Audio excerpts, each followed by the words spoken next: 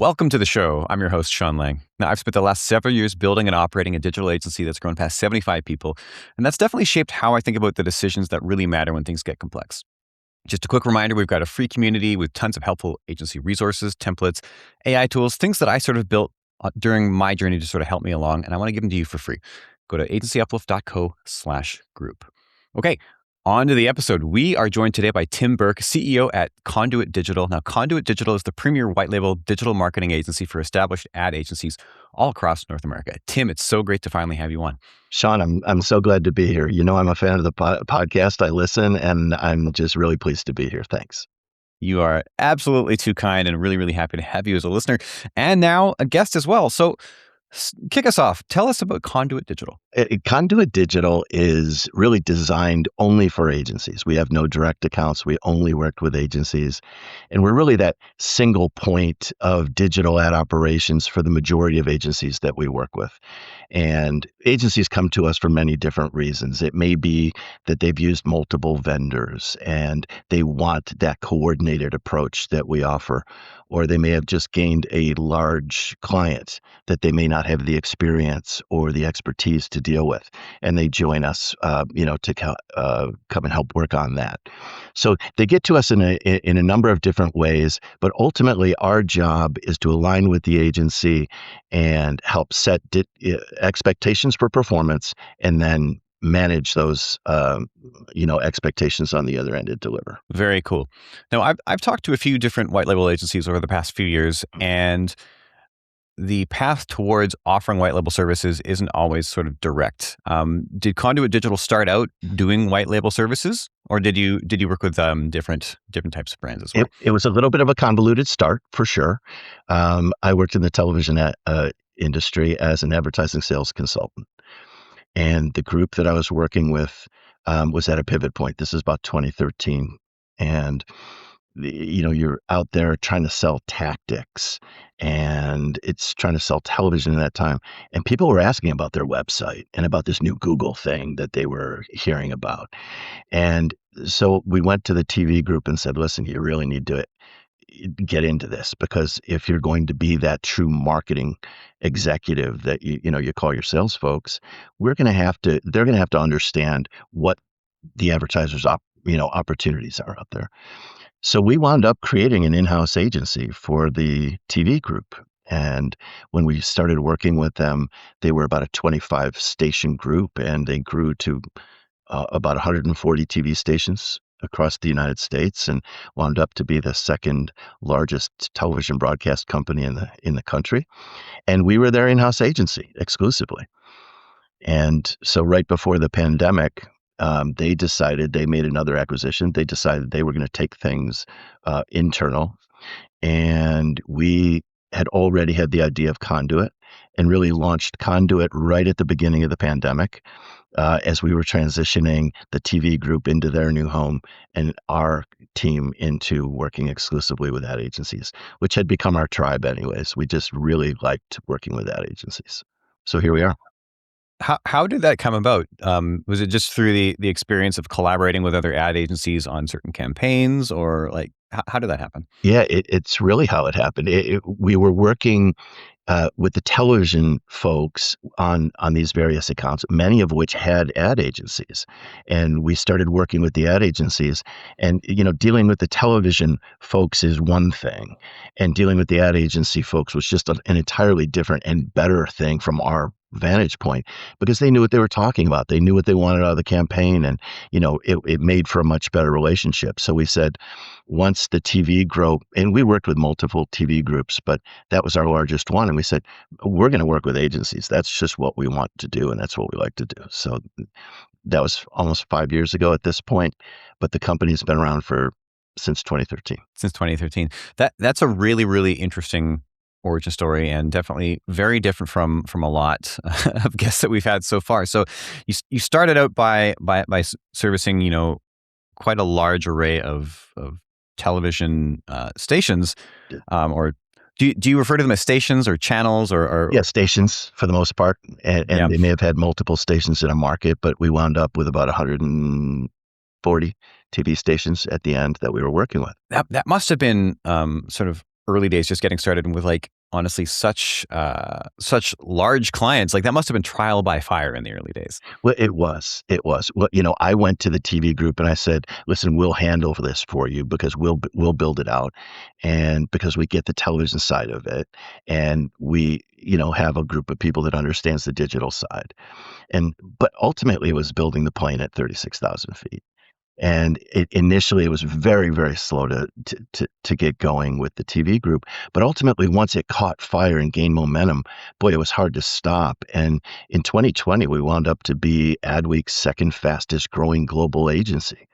And that's just how large that had grown.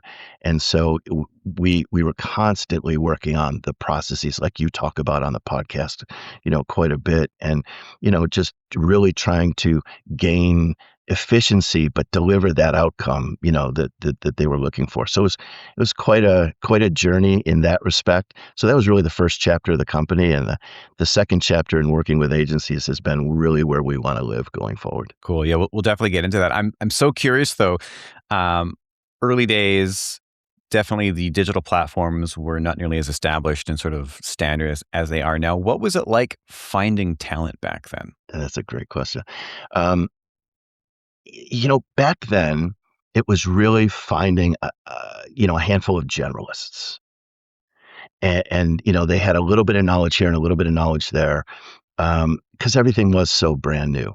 The more we evolved, we wound up really with teams, very specialized teams around paid search, paid social, six or at that time, not quite six channels, um, programmatic ads, which the television group sold a lot of. They sold a lot of display ads. And then, of course, that evolved into OTT, CTV, and SEO was the fourth kind of pillar. Hmm. So we evolved into those four pillars and then trained specialists to work in a pod and work with clients that way. But it was a really specialist environment by the time we left, which was a great transition into the agency side. Interesting. And I have a few questions, and these are maybe in the weeds, and this is going back a fair bit, but I'm just really curious. I mean, I come from the performance marketing world, and that's where you are now. And performance marketers always like to kind of talk crap about, like billboards and television, and you can't quantify it, you can't attribute properly. Attribution's a mess. Yeah.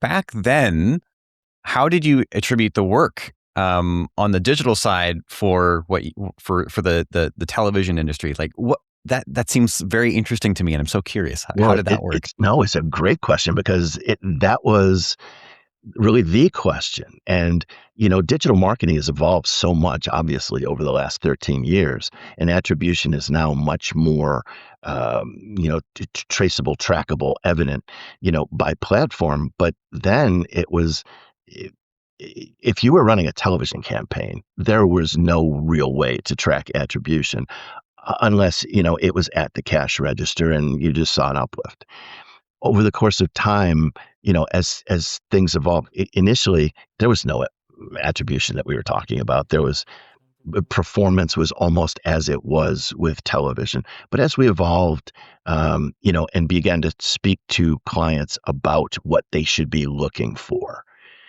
in a campaign, getting people to your website, converting those people not only from, into the next step in the sales process, not the next step in the digital process, if that makes sense.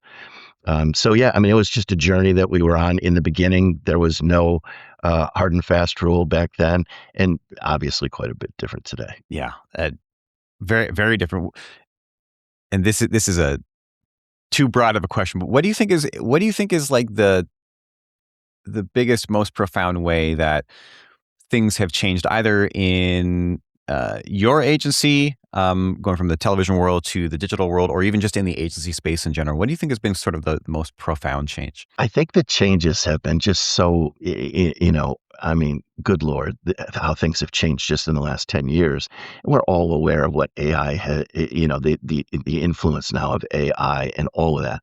But I would almost reverse that to say, what should we be focused on that we should have been focused on since the beginning? Hmm. And that is, I'm quite a bit older than everybody at our agency, and certainly, and probably already evident, not the smartest, person here. Ultimately, I think that talking to end user clients about things that they don't really understand to justify and validate what you do is a long-term losing proposition. So I said to my team, there's acronyms here for everything. There's SEO, there's PPC, there's OTT now. And all these things are wonderful, but at the end of the day, it's ROI. And the farther you get away from ROI, the more likely you are to churn your business. So about 5 years ago, we began building something that we call GPS, which is the goal performance system. And it is based on business math, not what I would call digital fairy dust. And so it's not the vanity metrics. There's no validation outside of performance, real performance, economic performance. So I would say that that's the pivot point. AI is awesome, but if you don't have the mindset of delivering somebody, two, three, four, five, or $6 back on the dollar that they invested with you, I think that ultimately you're missing the mark. So that's the biggest opportunity that I see. And obviously with all of the changes by platform with AI, it's dizzying to keep up with. Yeah, and I would agree. I love that term digital fairy dust because that's, I think, rampant in the agency space, especially for agencies that are really terrified of being properly measured when when you actually look at what they're adding. I I think that, and I wouldn't say this, it's not black and white, but I think that AI is in many cases these days, it's just the newest version of digital fairy dust. It's kind of like it's the latest vaporware. It's this will solve all your problems, but people aren't necessarily being aware of all of the new problems that they're creating downstream of the problems that they think that they're solving with AI. What do you think about that? I think AI is a tool. And I think it's probably the most powerful tool of our lifetime. But just like with any tool, it's who's using it, how are you using it, one of the things I heard years ago in Seven Habits was begin with the end in mind. And that just, Yeah. I should have that tattooed somewhere. It just made too much sense to me, and it still does. What are we trying to accomplish? And it goes back to what I just said. If we're trying to drive business oriented performance for a client so that they see the opportunity from the investment they've made, AI is a wonderful tool to help with that. But I don't see it as a standalone. I don't see it as anything more than the unbelievable tool that it really is. And so, like agency says, well, we're an AI agency. I don't even know what that means. You know, and if you're a performance agency and you're performing against anything other than ROI, I'm not sure I know what that means either. So it's just about what your end goal is, finding clients and agencies that align with that, and then making sure your performance over delivers. The we're an AI agency thing I think is hilarious because it's kind of akin to if you had a carpenter and the carpenter's like, I'm a saw carpenter. Like I use saws. Or like, it's a tool. I'm really glad that you're using the tools at your disposal. I don't really care which tools you use as long as you build the house. That's the main thing. And I mean, that's something that I talk so much about on the show and also with clients is like the client generally doesn't care about how you get the outcome. They just care about the outcome. So stop getting romantic about the widgets and the steps and this. Like at the end of the day, kind of coming back to you with ROI. At the end of the day, it's all about the ROI. Is it there? If so, the client's going to be there as well. If it's not, well then bags are being packed. Like we're here for outcomes. That Outcomes is that exactly is where it. it is. That And, is it. I think that it sounds like such a basic statement to say that we should be focused on ROI.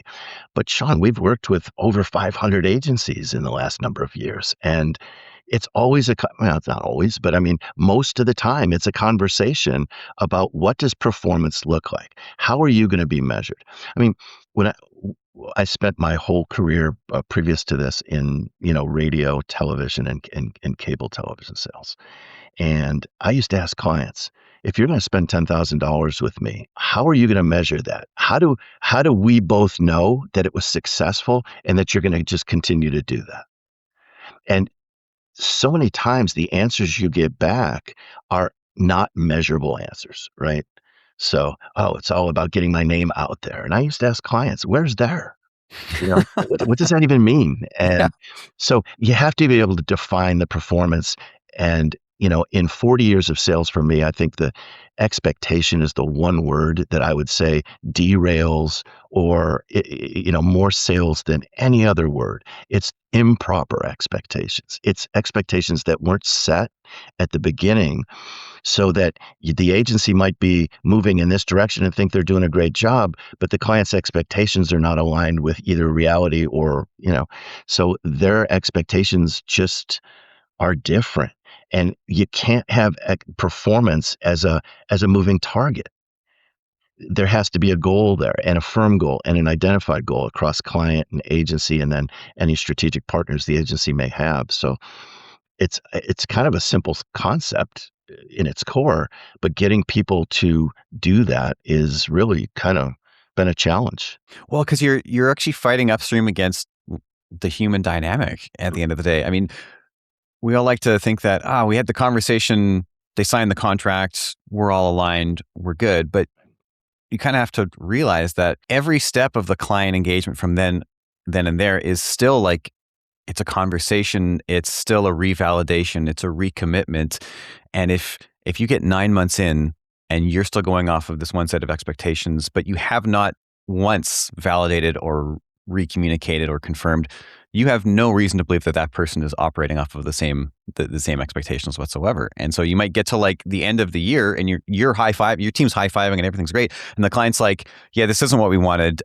This is our 30 days notice. And you're like, what?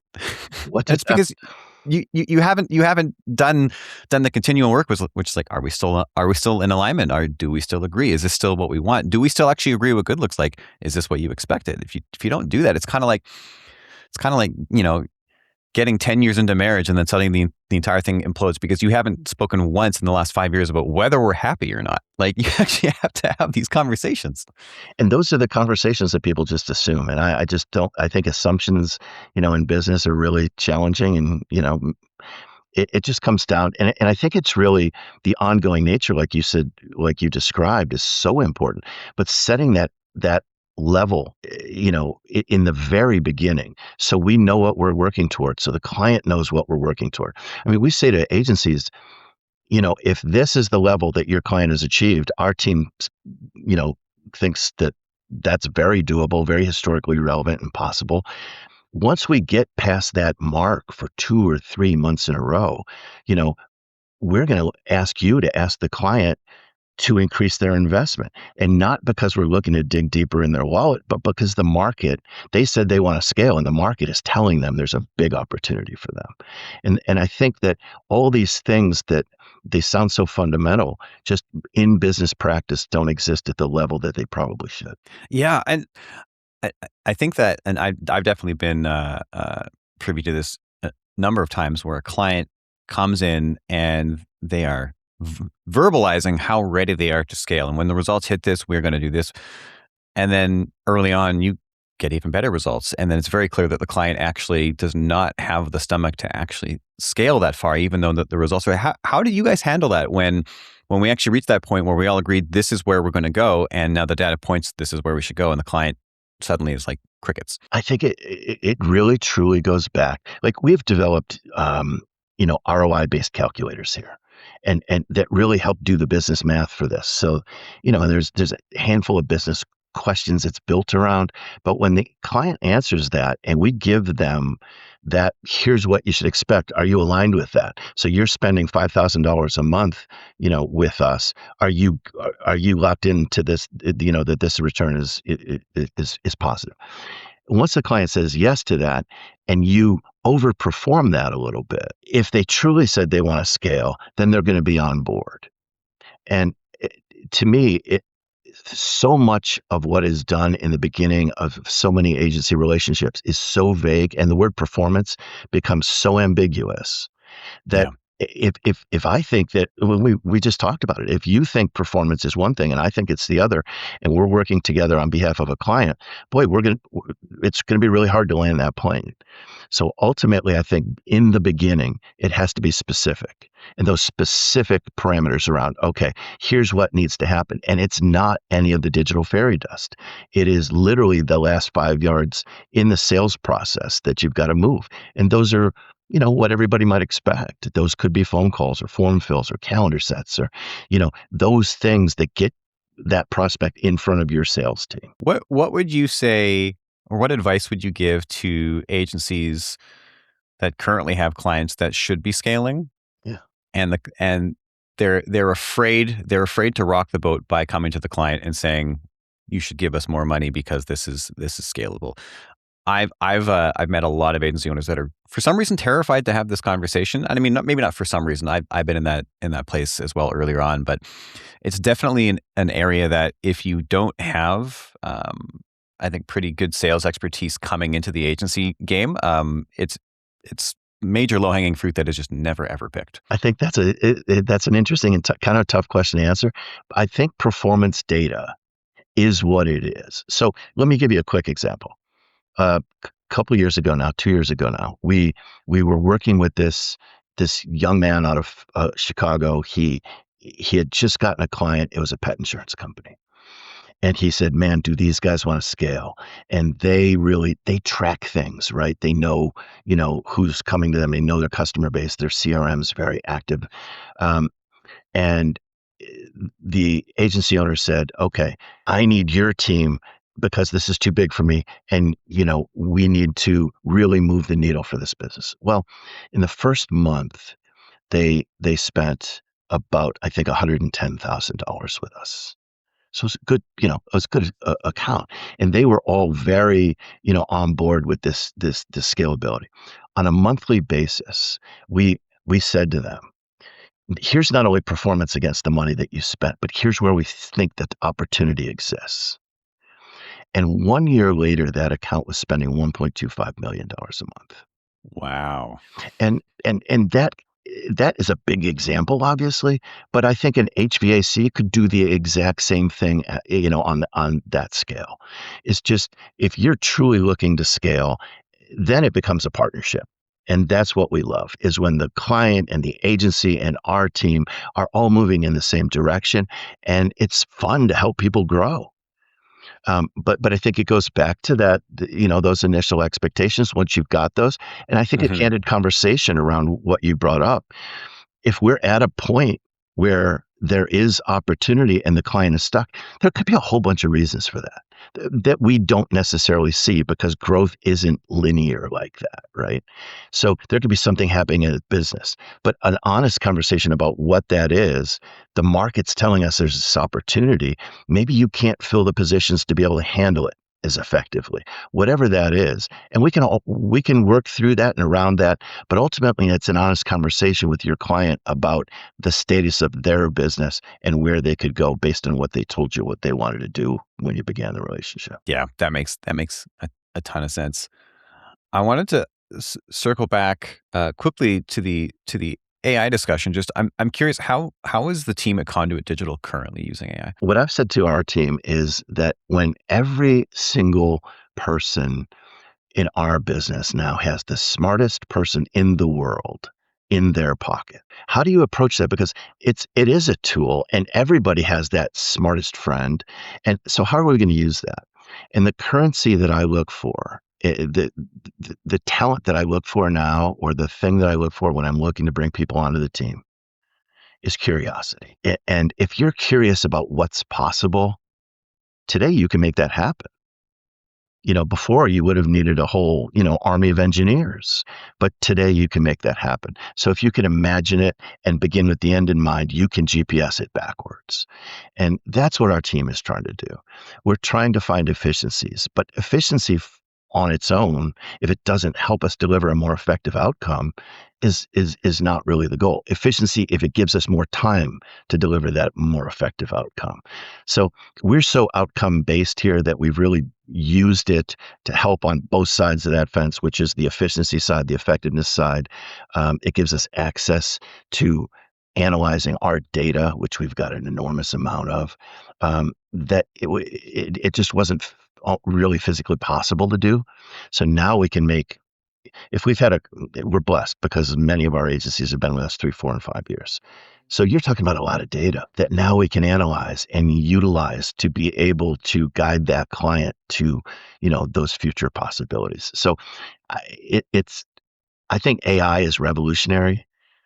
I think as how you integrate it is evolutionary, and it's because it is such a wonderful tool. It's got to fit, and so the answer is everywhere, cautiously. Yeah, I like that. I think that I've been doing a lot of thinking around this just because, I do work with agency clients as well. And I think that it's very important. It's very important to give your team some kind of baseline principle or framework about how they should think about AI. Step away from the N8N workflow bros on LinkedIn and this AI workflow will replace your entire $500,000 marketing team. Right. Like that's first of all, that's not true. Not true. And second of all, that's not really the way to think about it. I think that the most powerful way to like up level your team with AI is like I don't think that I am the prime example of this, but I think about how I use AI on a regular basis, and kind of like how you said, I use it to increase my efficiency and my effectiveness. Where I might take an hour to think through a difficult problem, Mhm. with AI, I can attack that problem 10 times in the same time versus once, which means that I have much more nuanced understanding of it. I've had more mental at bats of trying to solve the problem, and the outcome is just going to be that much better.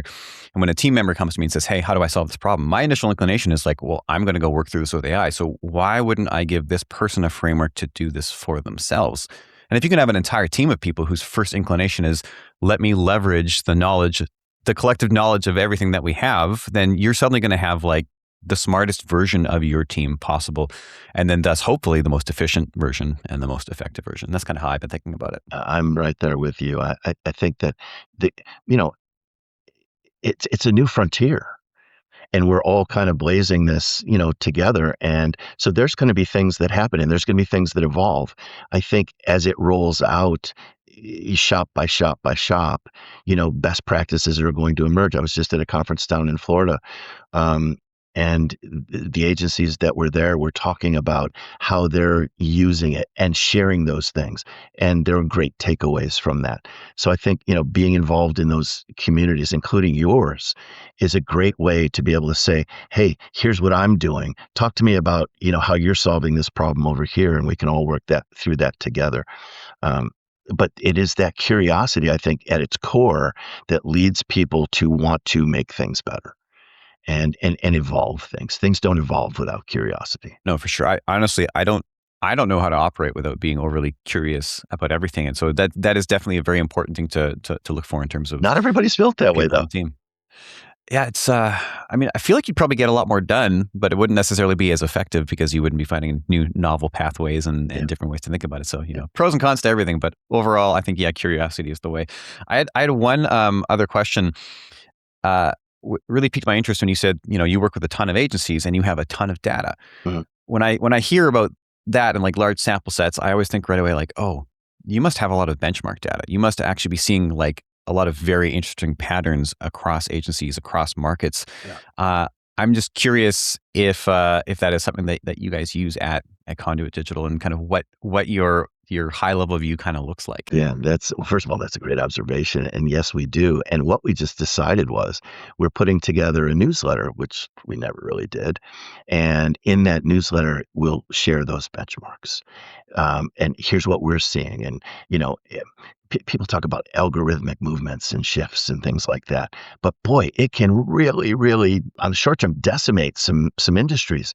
And if you're not aware of that and speaking to people about that, you become alone in that. And so we thought, all right, we're going to use this, and we're going to publish, a newsletter here in the next month or two, and we're going to share this. Here's what we see, and invite, that two-way dialogue about what other agencies are seeing, et cetera. So yeah, there is that benchmarking does occur. And one of the places it occurs is what we were talking about earlier, which is in that initial goal calculator that we talked about. You have the opportunity to say, hey, this is my vertical. I'm in home services, or I'm in finance, or I'm in healthcare, or I'm in education. And, those benchmarks are used to help determine, those potential outcomes. I love it. I love it. What is next for Conduit Digital? I'm a past Social Security age, so for me, a little more golf wouldn't be such a bad thing. But for Conduit Digital, I think the people that are enthusiastic and embrace the opportunity of the future, that are, are the people that are ultimately going to make things happen. And our team, we've rebuilt our team, Sean. And I mentioned that, we had a really good, high performing, almost what I would call factory. And today we're so much more of a lab and a boutique, with the idea that we're experimenting and we're looking and we're A, B, and C testing, and we're looking at what AI can do to help, improve this campaign. So I am a curious person, and I think that the next couple years in the agency space are going to be fascinating. I think there's a lot of concern, and rightfully so, about what AI does. But ultimately, we all have the same tool. And so it comes down to how you use it. And, as long as you're bringing people value, I think there's always going to be room. And so I think there's always going to be room for, great ad agencies, well-intended ad agencies. And, that's our group. And, I think there's going to be a great room for Conduit to work with and help those agencies, perform for their clients. I absolutely love the metaphor of transforming from a factory to a lab. I think that it's exactly what we need right now, and I think that it's going to serve Conduit very well. Where can people find out more about you and Conduit Digital? Our website is a great place to. We publish so much content. Conduit YouTube channel's another, and I do a lot of hanging out on LinkedIn. So if you want to reach out on LinkedIn and say hello, it'd be a pleasure to start a new relationship. So I think those are probably the three places: the website and YouTube and LinkedIn. Awesome. Thanks, Tim. Appreciate it, Sean.